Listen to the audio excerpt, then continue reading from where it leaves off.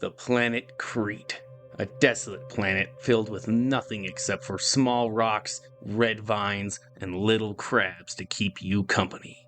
Sent here by Barrett early on in the game, our mission is to find some researchers who can tell us more about a strange rock that gave us visions while we were mining for resources in the beginning of the game.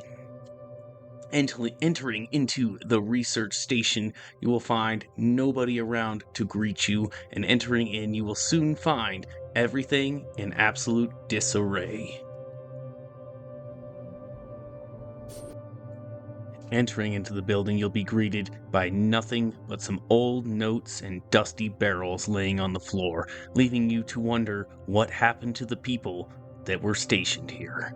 You need some answers, so you search around looking for computers, data, anything that could let you know anything about the strange rock or what happened to the researchers.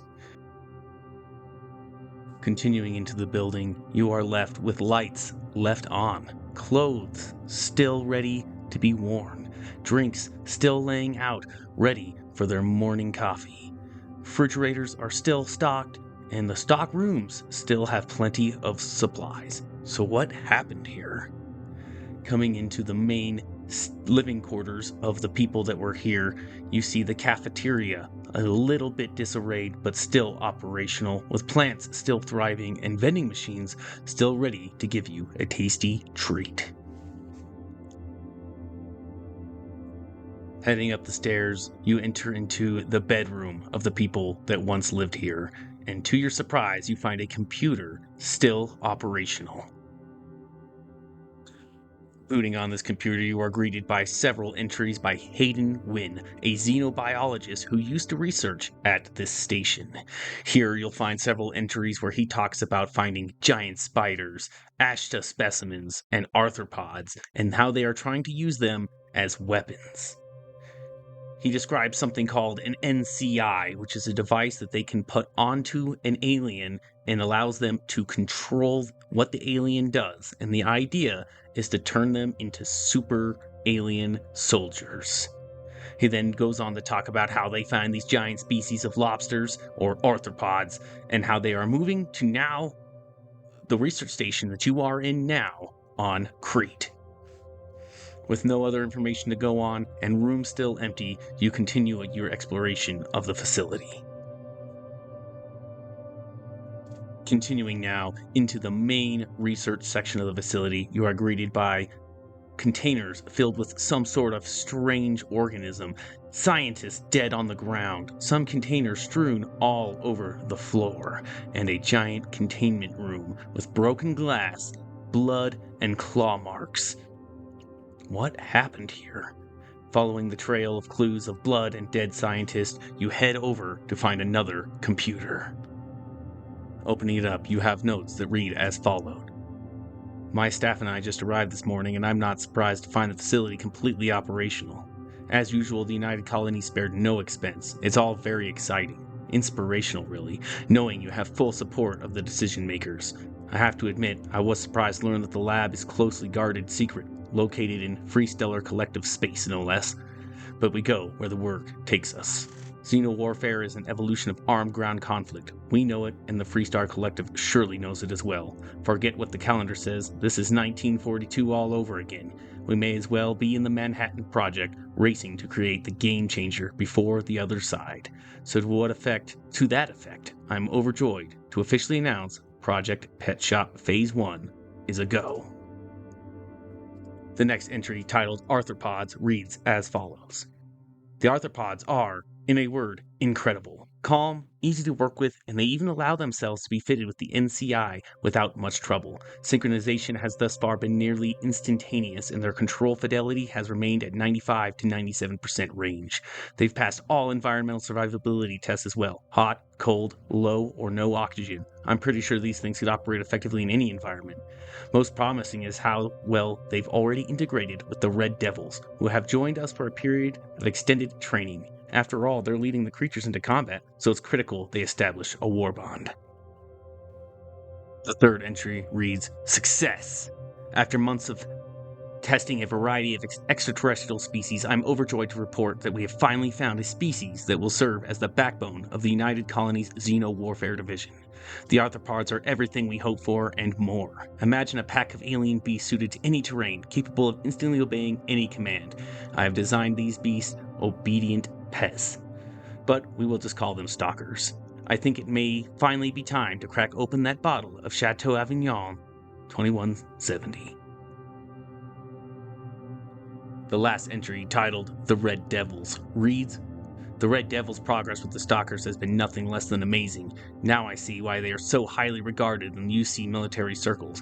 None of that rah-rah stuff you'll see with the regular grunts. These are focused professionals. After another week of training here at the pet shop, I'm confident they'll be ready for a live test in the field. Mitchelson suggests I contact Colonel Kasarov and find out where his Marines grabbed the spider from the early trials. He wants his competence, and then it would be a good trial." Done with looking at that computer, you decide to look for more clues, but are only greeted by more dead scientists, blood, and claws all over the place.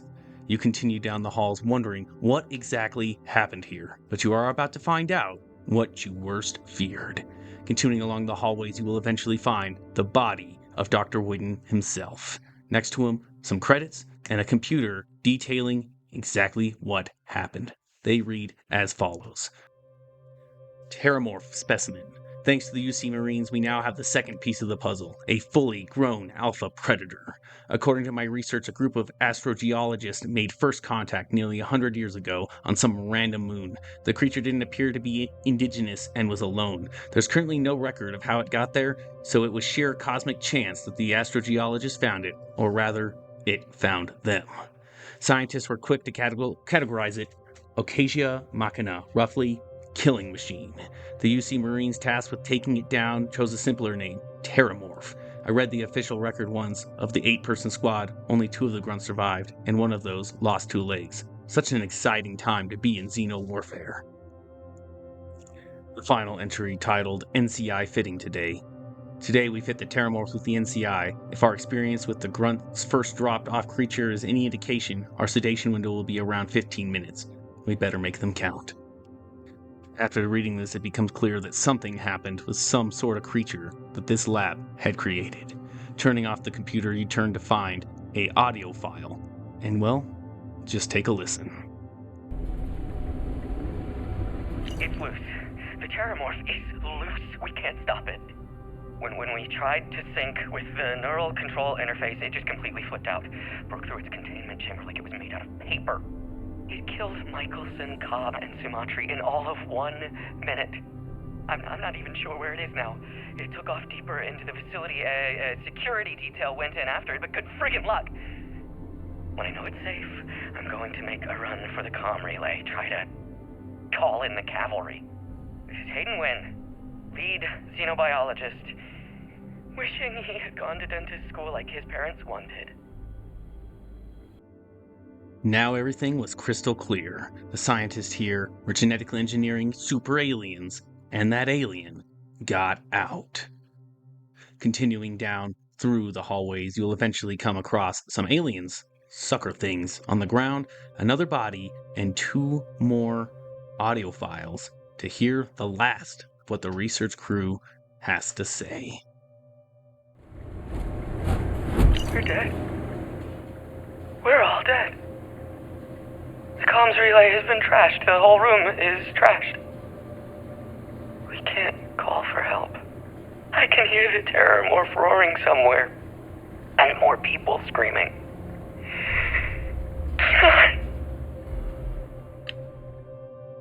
Okay, and there you have it, guys. That is the full story of what happened at this research center you get sent to on Creet, trying to find the scientists so you can find out what you're supposed to be doing with this rock that you mined early on in the game. I think it's really cool that Bethesda put little stuff like this, where when you go and you explore, there's little sub-stories that tell you about what's going on in the world around you. Now, this place is just a obvious research station where they were trying to turn an alien into a super alien so that they can control it for the army and kill whoever their enemies are using these aliens that they're genetically engineering. I'm going to leave you with one last cool, I don't know if it's an Easter egg, but a cool thing that you can do, and that is you can actually find the Terramorph that destroyed this facility that they're talking about, and I'll show you where right now. So what you're looking for is in the landing site where your ship first lands and you walk up to the facility. You can use your scope to find things in the distance, and what you're trying to do is find this one right here. It'll come up as structure, but it's a wind farm. And I want to preface this by saying this boss guy, this Terramorph, is a little hard. You will immediately be greeted by boss music, and it will just attack you relentlessly, and you have to kill it. So use whatever weapons you got in that last part to do your best to try to fight it. I found this cool explosive maelstrom, but that's the Terramorph right there. He is kind of creepy and obviously some sort of genetically engineered monster. He takes a lot to put down, as you can see here. That's why I recommend that you go through the research facility before trying to take him on, because with the pistol that you kind of get and like an axe, you can't really kill him.